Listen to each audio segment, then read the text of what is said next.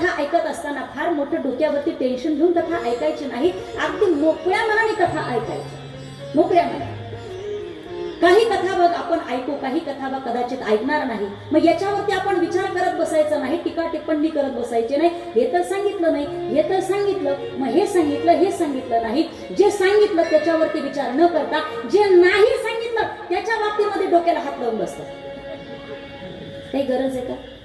नाही सांगितलं ग्रंथ आहे तो, कदाचित एखाद्या वेळेला एखादा कथाभाग जो आहे तो राहून गेला, कदाचित पुढे कधीतरी आपल्याला ऐकण्याचा योग येईल, कधीतरी एखादा आपल्याला पुन्हा दुसरा बघता मिळेल, त्याच्याही मुखातून आपण ते ऐकू शकतो. पण अडचण अशी आहे, पांढर शुभ्र वस्त्र जर असेल ना तर माणसं त्या वस्त्राकडे पाहत नाही, काळा डाग केवढा लागला त्याच्याकडे लक्ष देतात.